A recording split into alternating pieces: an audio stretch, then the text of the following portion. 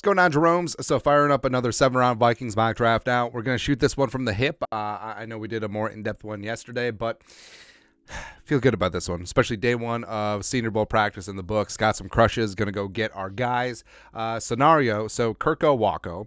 So the Vikings have $28.5 million dead, avoid year cap it. And I know what you're saying, like Russell Wilson could make sense at the league minimum, but he could have options. And the Vikings... So Nick Mullins, he's certainly a gunslinger. He certainly has his limitations, but beyond Kirk, the passing game looked the best with Mullins versus Jaron Hall and versus the Passionate. All right, so could Nick Mullins get you through a season? Could he get you through a rookie quarterback? Could he be the Gardner Minshew to an Anthony Richardson? Sure. Absolutely. So we're going to roll with that. Re-sign Danielle Hunter and DJ Wanham. That could actually lower Danielle's cap hit since he does have void years as well. Re-sign Hicks and Reisner. Come on up for the ride. Harrison retires, freeing up $11 million in cap space. JJ extended, lowering his $19.743 million cap hit. Christian Wilkins is signed. Coming on in from the Dolphins, the pride of Clemson, going to add some size and leadership on the inside, as well as cornerback L'Jarius Sneed. So you're going in. So what are our needs right now? Quarterback of the future. Some more D-line depth, sure. Maybe some O-line, maybe some cornerback. But now you're not desperate. You're not completely desperate because drafting for need keeps you drafting for D. Now, you can target positions, sure, but completely throwing your board out the window just because you need position X ain't the way to go. So let's dive on into this 7-rounder. And should we do trades? Yeah, we'll do trades. Why not? All right, so let some picks bleed off. So Caleb Williams up there at 1, chillin'. Number 2, Drake May. Number 3, Harrison. Now, since Harrison Jr. is off the board, number 4 is going to be a very interesting spot because now, I mean, the Cardinals were in on Marvin Harrison Jr., but Jayden Daniels is out there chilling. Vikings sitting at 11. And maybe the Cardinals and Monty Austin-Fort are okay breaking down and getting some more draft capital because maybe they see Malik Neighbors or Rome Odunze or even Brian Thomas on, not the same level as Marvin Harrison Jr., but okay level, especially since he's out of range here. Plus, they have number 27 coming in from the Texans. So Arizona on the clock. Let's make a move. Let's see what happens. And again, you can only do first-round picks from up to 1 year, which I think is stupid and something that they should fix. But, yeah, we're going to do that. That's all it will take? Give me some of those late-round picks then. There you go. Offer, trade, enhance. Let's go. All right, so we're going to take Joe Alt. No. You know why we're here. Purple, yellow. So Jayden Daniels. Yeah, I mean, there's some questions about 1 year production, although, I mean, it's not like he was a slouch at Arizona State. I mean, so Jayden Daniels is at Arizona State, coached by Herm Edwards. I think Marvin Lewis was on that staff. Antonio Pierce was on that staff. Also, did Antonio Pierce coach Daniels in high school? He coached someone in high school. But also thrown to Brandon Ayuk. Come on, man. Come on. So Jayden Daniels, come on in. You are the next quarterback of the future of the Minnesota Fighting Vikings. Now, what's interesting is that now we may have to revisit things because, so say we said that Nick Mullins is going to be the bridge quarterback, throw that out the window. And now, like, if the Passionate is still available, do you go get him? Because Jayden Daniels' skill set crosses over a lot more with Josh Dobbs and versus Nick Mullins. And that way you wouldn't have to have two separate offenses between your quarterback 1 and quarterback 2. And Daniels, I'm starting right away. And he has a chance to be a true dual threat quarterback. I love his arm. I love his accuracy. His decision-making at times does need some work. I mean, how many times did Jayden Daniels have dudes wide open and he literally just tries to leapfrog the pile at LSU? But you can't sneeze at the production. Heisman Trophy winner. Although, could you have said that Penix should have been closer? It is what it is. But, yeah, Jayden Daniels is going to be box office. And, I mean, Justin Jefferson, of course, you're looking for your quarterback in the future, but the LSU connection, I'm sure that his path has crossed with Jayden Daniels a time or two before. So I kind of love it. Malik Neighbors goes to the Chargers. Alt to the Giants. They're going to try and do that thing where they switch a tackle side. So they'll just have Joel play right tackle. That's dumb. Roma Dunes goes to the Dunze goes to the Titans. Fashanu goes to the Falcons. Bowers. Ooh. All right. So the Bears get Caleb Williams and Brock Bowers. Let's go. So, I mean, this is Fuaga, right? I mean, the Jets should take Fuaga in this spot and replace Becton. But Cooper DeJean in this spot, sure. Newton, Nix, I think the Broncos would 100% be in a quarterback. But Dallas Turner going to the Saints. I actually kind of like that fit, even though F the Saints. Verse to Seattle. That's a great fit. Latu. So depending on what happens with Josh Allen, like the Jaguars should pay him, right? Yeah. Arnold going to the Bengals. Latham going to suture up the right side. Actually, they could probably flip him to the other side. Let's see here. Mims. Franklin, Trice, McKistry. McKistry going to Dallas. Who are reportedly all in. Jordan Morgan.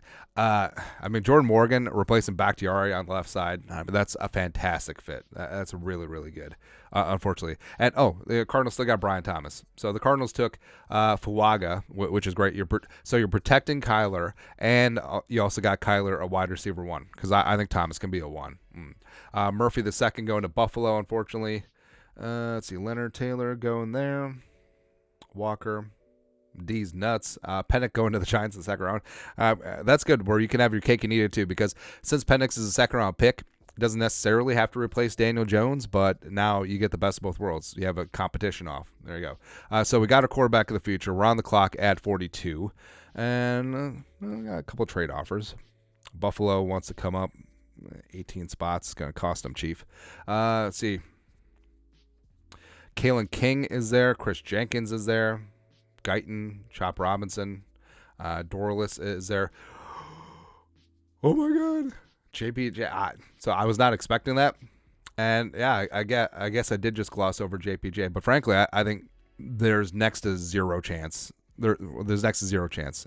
Never say never, but I highly doubt that Jackson Powers-Johnson falls out of the first round. And I think he's the first interior offensive lineman taken. But, I mean, I am not going to look a gift horse in the mouth. So we are taking JPJ for sure. And we're going to pause. All right. Can we see who's on the board? I guess we can't really. Should we just trade up? Just trade up. No, why the hell not? Well, let's see what it will take. So we have all these freaking picks, which, I mean, the Vikings do not have this many picks. But let's package up some of these mothers. This mother, father. Can we not get up there? It's going to take the whole class? Nah. All right. Screw you. Screw it. No, but we legitimately just have like 19,000 draft picks, but this should be good. All right, so we got quarterback of the future. We got our center of the future. Bradbury, you're on borrowed time, bro. Michael Hall, who's had himself a nice first day. Marshawn Lloyd is going to be in the mix. Zach Zinter. Double and triple down in that spot. All right, so Michael Hall, he's going to be more of a four-tech. Actually, let's look at defensive interiors. So we missed out on the big wave, but that is perfectly fine. So Mason Smith, Jefferson, Stackhouse, Justin Rogers, Logue, I think, is underrated. Gabe Hall. What? All right, so we're definitely getting Gabe Hall a little bit later on. All right, so we're going to take Michael Hall Jr., where I feel like his production was sort of muted at Ohio State, but I think he's a guy who's going to scale up and be a much better professional than he was in college. So we're betting on that. All right, so we got he's going to play D-end. So in that mix, you're going to have Harrison Phillips, Christian Wilkins, as well as Michael Hall all up in there. Now, I mean, do we just double down into your offensive line? Drake Nugent. I mean, Max Melton. Melton's looking good.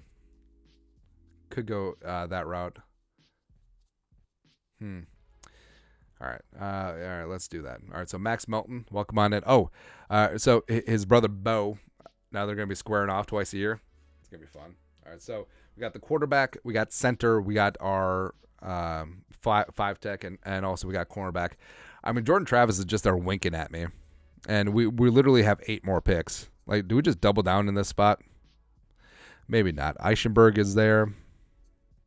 Ooh, Aben Drain is really helping himself. Schrader.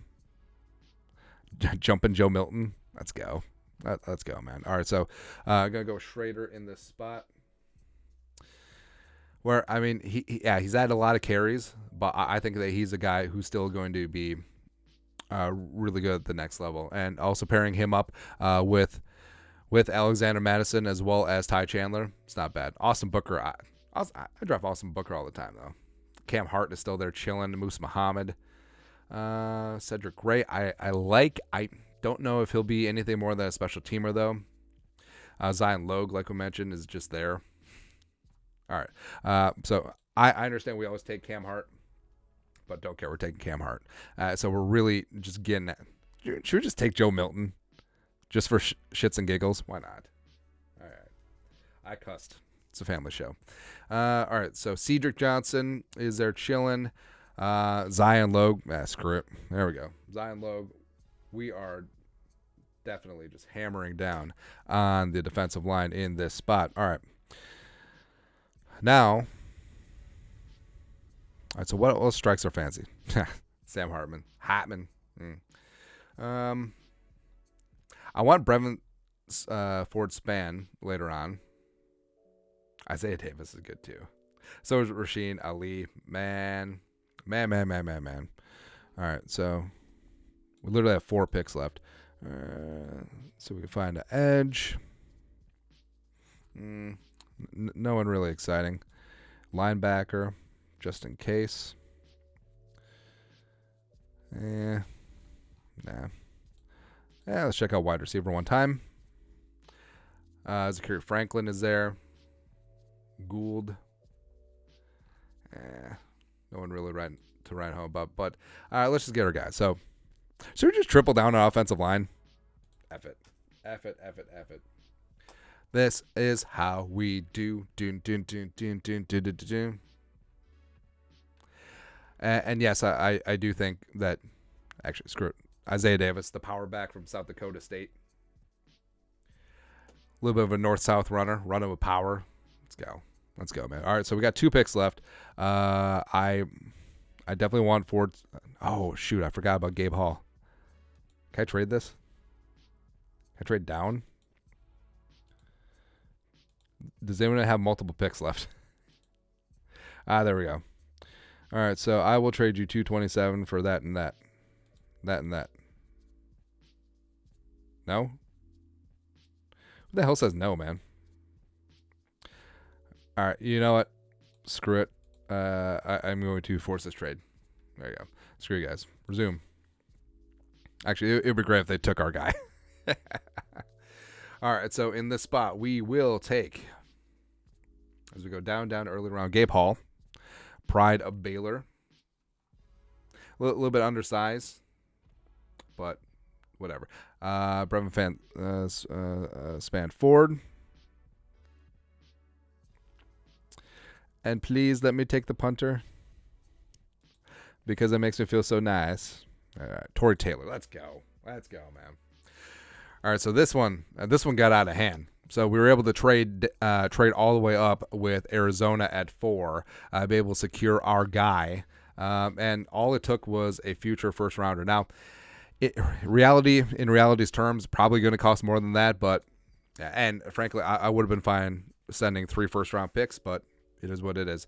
So we got 4 and a fistful of late-round picks from the Cardinals, and yeah, like we said, PFF projects the Vikings to have all these random compensatory picks, which they're probably not going to get. But again, running through our scenario, Kirk Olivo, Mullins was the bridge quarterback. That went over well. Daniil wanted back, Hicks Reisner back, Harrison retired, JJ extended, Christian Wilkins in the building, as well as L'Jarius Sneed. So the Vikings got the quarterback of the future, Jayden frickin' Daniels. Let's go. All right, so Jayden McDaniels. Jackson Powers Johnson. How do you give this a D? Getting him at 42.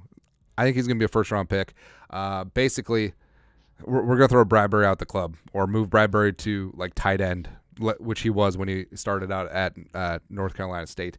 Michael Hall Jr. So a couple of these guys I really like on the interior. So Michael Hall Jr., Zion Logue, and Gabe Hall, I think all could play a specific role. I don't know if they'll be specific starters, but in terms of a platoon, both as a pass rush as well as Logue helping out against the run, I think that's really nice, especially since we do, like we said, have Christian Wilkins in the building to go with Harrison Phillips.